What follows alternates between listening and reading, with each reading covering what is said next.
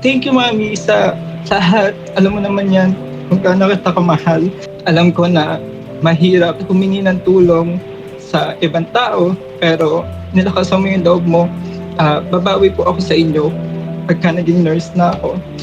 Anak, maraming salamat sa pagiging mabuting anak sa inyong tatlo, lalo na sa iyo. Karapat-dapat naman po silang igapang. Salamat sa inyo sa pagiging mabuting anak.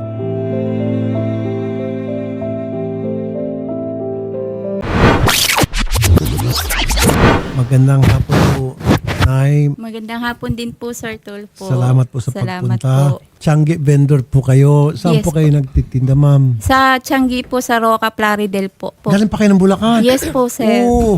Ano po tinitinda nyo? Manok po, sir. Fresh po. Ilang oras po kayo nagtitinda doon? Sa Ano po, palengke? 5 a.m. hanggang 12 lunch po. Kumusta naman po yung kitaan? Siya. Medyo humina po ngayon kasi mula po na mag-pandemic.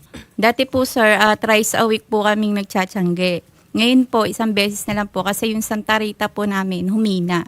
Kaya po, hindi na po kami nagtitinda ni nanay. Kasama ko pong nagtitinda mother ko po. Once a week na lang po kayo nagtitinda? Opo. O di mas lalong lumit yung kita nyo? Opo, nag-ano na lang po, nagagawa po ng leche plan po, ng mga suman po, ganun po. Tsaka po nagtitinda rin po yung bunso namin, yung bunso ko pong anak ng mga flowers. Itong nursing po ninyo na estudyante, Actually po sa Rapig, 2 po yung graduation niya sa Sabado po, clinical graduation po. okay. Nito po. Tapos po yung final graduation po niya sa May 28 po, sa PICC daw po. Ano naman pong grades niya? Kumusta naman? Sakto naman po, sir, okay naman po. Never naman po siyang nag-summer or nagka-problema po sa mga grades. Kahit po sa mga duties niya sa mga hospital, OJT, okay naman. Nag-OJT na siya? Yes po, sir. Saan po siya nag-OJT? Dito pong latest sa Veterans Memorial Medical Center po, sa Quezon City po. Magandang hapon sa'yo. Po, Senator. Congratulations at 2 beses ka pala mag-graduate. Thank you po. Salamat po. Ano ka sa ospital, OJT ka? Yes po. Natapos na po kaming dumuti last week of April. Ano eskwelahan naman? School ko po sa Dr. Yanga po sa Bukawi po. Pero wala silang sweldo yun, alam ko eh. Wala Kasi po, wala pong allowance, sir. walang allowance, ano? Pinipitch ko nga na sana yung mga nag-OJT sa mga ospital, may bayad, meron man lang kahit allowance. Yan yung sinasabi ko. Yan yung nagpapasa ko ng resolution tungkol dyan, pag-aralan. And sinasabi naman kasi ng mga ospital, kasama sa training nila yan, kaysa sila magbayad sa amin because we're training them, then libre na yung training fee, wala silang sweldo.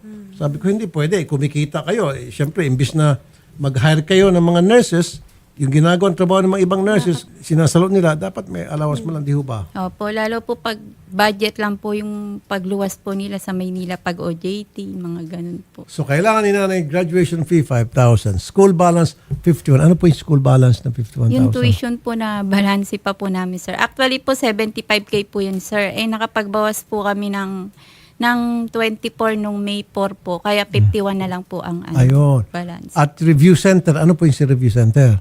Nagre-review na po siya, sir. Kailangan po po siya sa slot. Kahit po hindi pa po siya nakaka-graduate.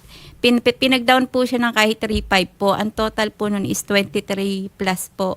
Ngayon po, para lang po magkaroon siya ng slot. Tapos after po ng duty, meron na po silang face-to-face or tsaka po online na review center po sa Top Rank Malolos po. Sige po, sasagutin ko na po lahat ngayong araw mismo, pati salamat pamasahe po pa ng uwi. marami, sir. Thank you po. Sasagutin daw ni Senator. Jade, pasalamat ka sa mama mo. Kita mo, pumunta dito yung mama mo para sa iyo. At saka, nagtitinda yung mama mo, nagpapakandahira para sa inyo, sa iyong kapatid.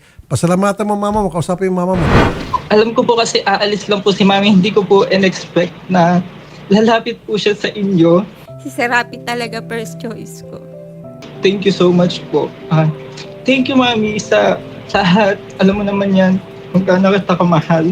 Alam ko na mahirap sumapit at humingi ng tulong sa ibang tao, pero nilakasan mo yung loob mo para malampasan natin yung balance na ilang linggo na natin pinoproblema.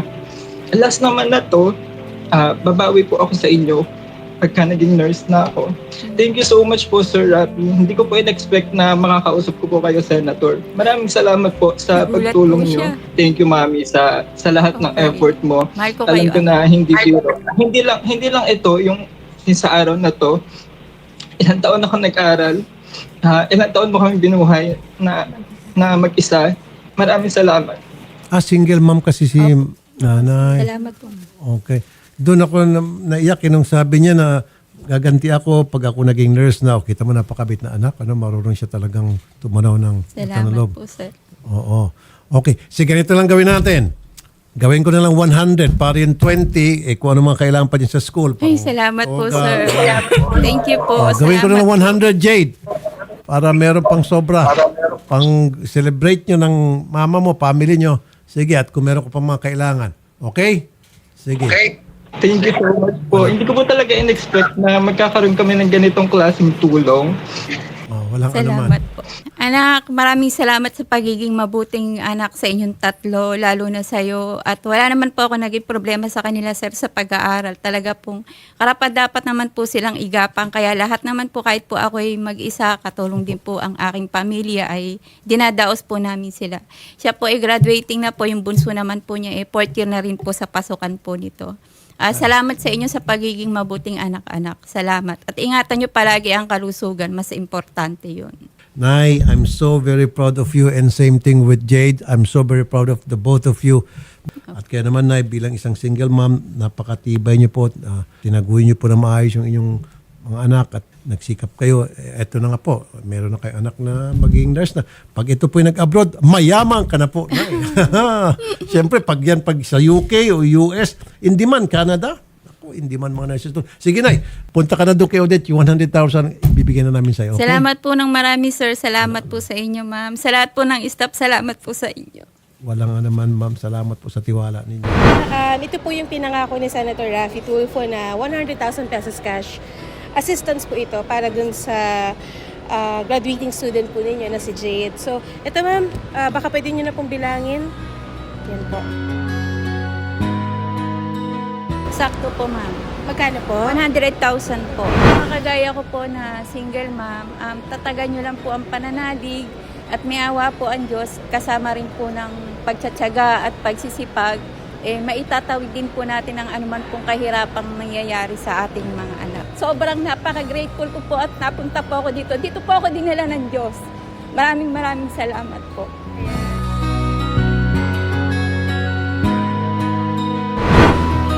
Rapi Tulfo, isang taong hindi ka iiwanan. Basta nasa tama ka, ilalabang ka ng patayon. Kahit na sariling reputasyon niya ang itaya.